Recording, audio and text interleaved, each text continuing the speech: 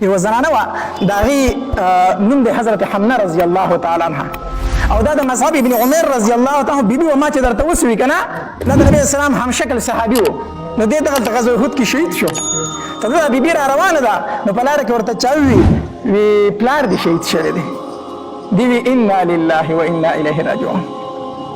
دویم ورته چا خبر وکړو چې لږه مخکې راله که نه وي ماما دې شهید شوی دی دی بیا وی انا لله و انا الیه چې لږه مخکې راله نو چا ورته خبر ورکړو ستا خاوند مصعب ابن عمر خو هم شهید شوی دی نو دغلته دا لږه کېناسته او ډېر زیات یې وجړل ډېر یې وجړل یاره دا غم خو اوس د برداشت نه بار دی ما خو وایي چې پلار مې شهید شو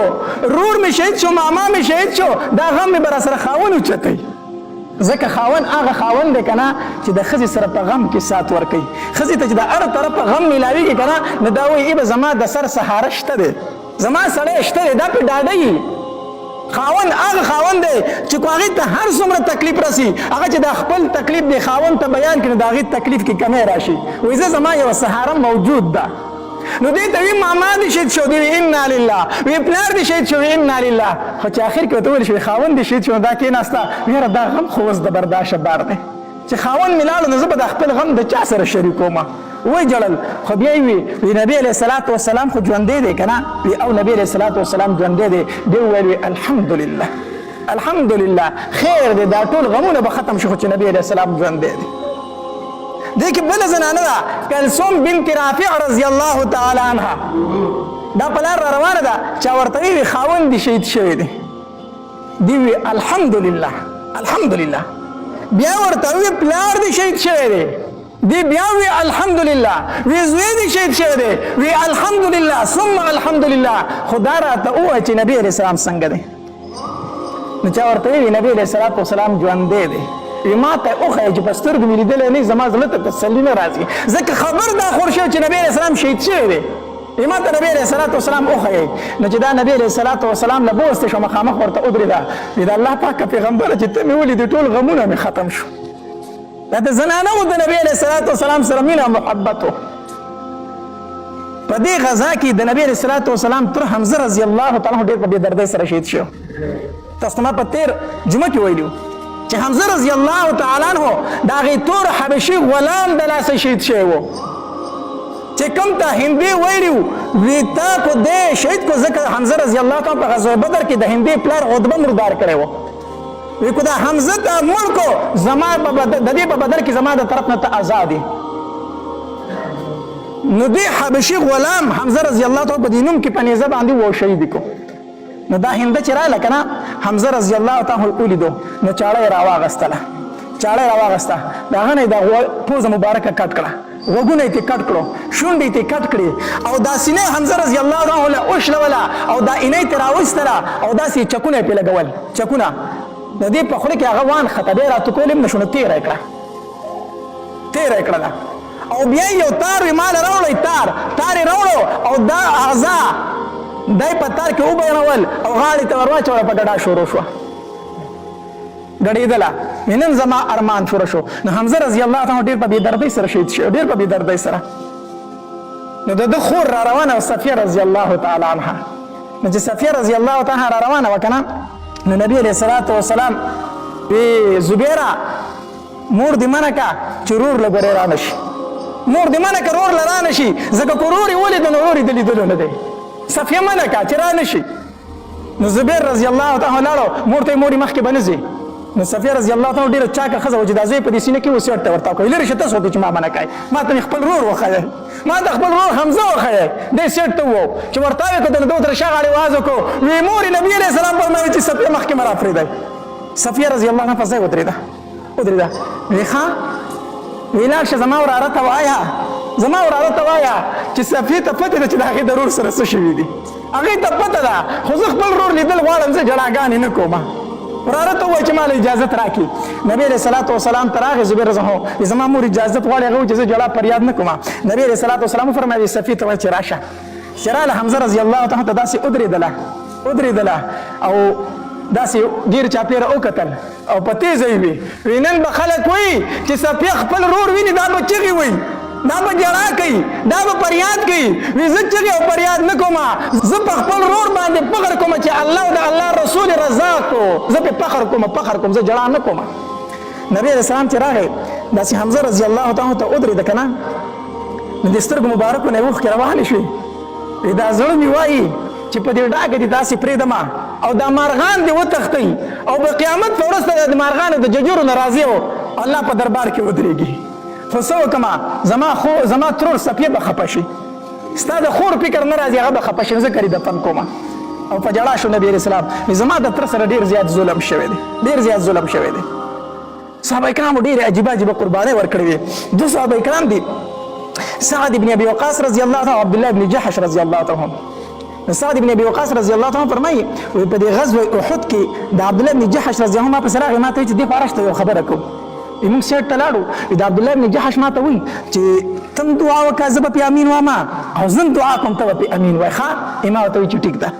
شپه ده که نه سهار به جنګ کېږي سعد بن ابي وقاص ما دعا وغوښتله ما چې الله چې سار شي که نه په ما د یو مضبوط کافر سره مقابله راوله چې هغه په ما ګزار کوي زه په هغه ګزار کوم هغه په ما ګزار کوي زه په هغه ګزار کوم چې ښه ستړي شو دواړه که نه او زه ګزار وکړم هغه مردار کړم هغه سامان ته واخلم او راشم عبدالله بن جحش رضی الله تعالی فرمایل چې آمین اوس عبدالله بن جحش رضی الله فرمایل چې زه دعا کوم ته پې امین وایم ما وایي چې ښه عبدالله بن جحش وایي چې الله سر مې د یو مضبوط کافر سره مقابله راوله چې هغه په ما ګزار کوي زه په هغه ګزار کوم هغه په ما ګزار کوي زه په هغه ګزار کوم چې ښه سم جنګ وکړو او په آخر کې هغه په ما زورور شي او په ما ګزار وکړي زه شهید شم ما وایي چې آمین وایي چې سار شو چې زه ورغلم یو مضبوط کافر سره مقابله شروع شوه زه ګزار کوم هغه ګزار کوي زه ګزار کوم هغه ګزار کوي ستړي شو په جنګ باندې په آخر کې چې مې توره واچوله سر مې ته هغلته ورته وکړو کافر مې مردار کړو هغه توره مې ترې واخېسته نیزه مې ترې واخېسته اسلحه مې تراس را روان یم چې را روان یم ومې کتل عبدالله بن جحش هم د یو کافر سره ورلاندې وتې تورې چلېږي په زړه کې مې وي چې الله خو زما دعا قبوله کړه خو د عبدالله بن جحش دعا به هم قبولوي ومې ورته کتل چې عبدالله بن جحش لاړې رانه شهید شي ځکه چې تا هم دعا کړې ده دې د کافر سره وړاندې وتې ګزارونه په یو بل کوي آخر کې کافر چې توره وچوله عبدالله بن جحش شهید کړو صحابه کرامو داسې مینه وه د نبي اسلام او د شهادت سره دومره مینه ساتله دومره محبت یې ساتو بیا چې کله شهیدان جنگ ختم شو او داسې نبی علیه الصلاة والسلام وفرمایل اوس کوم باقي صحابه کرام چې اویا صحابه کرام شهیدان شوي دي خو ګوره خلک وایي غزوه احد کې مسلمانانو شکست مونځته مسلمانانو شکست نه دی مونځته شکست کافرو مونځته دی ځکه مال غنیمت چې څوک واخلي هغه شکست نه مونځته میدان چې څوک پرېږدي شکست هغه مونځته دی میدان کافرو پرېښې په آخر کې تښتېدلي ها دومره خبره ده چې مړي زیات د مسلمانانو نه شوي دي د کافرو نه مړي شوي 25 تنه د هغوی نه مرداران شوي خو اویا تنه شهیدان شوي د چا نه دي د مسلمانانو نه مړي د مسلمانانو نه زیات شوي نو کوم صحابه کرام چې داسې ژوندي پاتې شوي نبي علیه الصلاة والسلام ورته وفرمایل قبرونه وکنئ نو د احد هغه ځمکه خو به تاسو لیدلي څومره کلکه ده او هغه په خپل هم زخمیانو نو نبي علیه السلام وفرمایل دوه درې په یو ځای دفن کوئ دوه درې یو ځای دفن کوئ دارنګي دا مصعب ابن عمر رضی الله تعالی او عبد الله ابن جحش رضی الله تعالی ما درته دوی واقع بیان کړ کنه او حضرت حمزه رضی الله تعالی دا درې واړه په یو قبر کې دفن شوي دي درې واړه صحابه کرام نبی رسول الله فرمایل یا قبرونه کنه درې سلور په کې دفن کوي دا الله پاک پیغمبر کفنونه نشته دي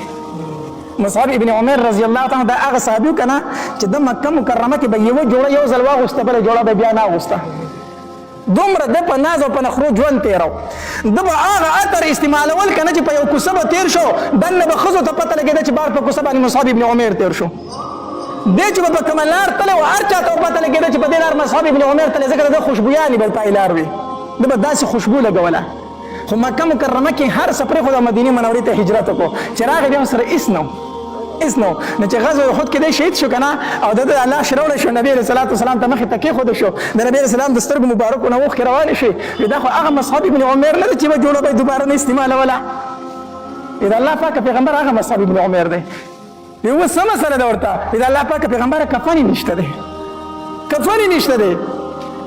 نو په دې کې یو وړوکی غونته څادر راوړلی شو نو چې هغه پې خور شو نو چې سر یې وله پټو خپې ښکارېدې چې خپې وله پټولې نو سر یې ښکارېدو نبي علیه صلات وسلام وفرمایل سر وله پټ کړه په دې خپو وله واښه واچوئ حمزه رضی الله تعالی عنه خور 2 کفنونه راوړو دوه څادرې راوړي. نبی علیه الصلاة والسلام وفرمایل زما تره په دوو څادرو کې کفن مه ورکوئ، ولې دا نور شهیدان چې دي یو دته کوي ایو نو د الله پاک پیغمبر دوه څادر دی، یو غټ دی یو وړوکی دی. نو څادر یې د چا دی؟ حمزه رضی الله تعالی عنه خورې راوړې که نه. خو نبي علیه السلام کې دومره انصاف و، وایي خسڼه یې واچوئ، خسڼه یې واچوئ. نو چې خسڼه یې واچوه نو په خسڼې کې د حمزه رضی الله تعالی عنه وړوکی څادر راوختو، هغه د بل شهید راوختو. نو چې وړوکی څادر په حمزه رضی الله تعالی عنه خور شو، وایي د الله پاک پیغمبره څه وکړو چې سر یې پټو خپې ښکاره کېږي، چې خپې پټو سر ښکاره کېږي، څه وکړو؟ نبي علیه الصلاة والسلام وفرمایل وایي سر وله پټ کړه، په خپو وله واښه واچوئ. د نبی علیه السلام تره ته هم داسې کفن نصیب شوی دی. او بیا نبی علیه السلام وفرمایل درې او څلور تنه په یو لحد کې ږدئ، د الله پاک پیغمبره قبلې طرف ته کم یو ږدو. نبی علیه السلام وفرمایل چاته چې زیاته حصه د قرآن یادوي هغه لومبې قبلې طرف ته ږدئ. چاته چې د قرآن حصه زیاته یاده وه تاسو ته پته ده هغه قبلې ته لومبې ږدئ، بیا پسې بل ږدئ، بیا پسې بل ږدئ. دې کې هم د حافظ قرآن فضیلت دی. په دې طریقه باندې صحابه کرام دفن شو. غرض مې دا کو چې هغه الله دې موږ ټول حج عمرې له بوځي، ټول موږ د غزوه احد هلته کې احد مقام ته هر مسلمان ځي. بیا هلته چې لاړ شي که نه د هغې شهیدانو د هغې مقبرې نه جنګله تاوده، جنګله تې تاوده. زه د ګیر چاپېره 2 ځله ګرځېدلی یم. ما دلته کې د نبي علیه الصلاة والسلام چې غونډکۍ ته وختم که نه، په غونډکۍ ودرېدم داسې، او چې ومې کتل د مسجد نبوي نارې ښکارېدې مخامخ. دا خو د عایشې بیبي کور دی که نه. نو چې دلته به مسلمانانو دا قیامت راغلی، دلته به د مسلمانانو په بیبیانو څه تېرېدل، څه تېرېدل.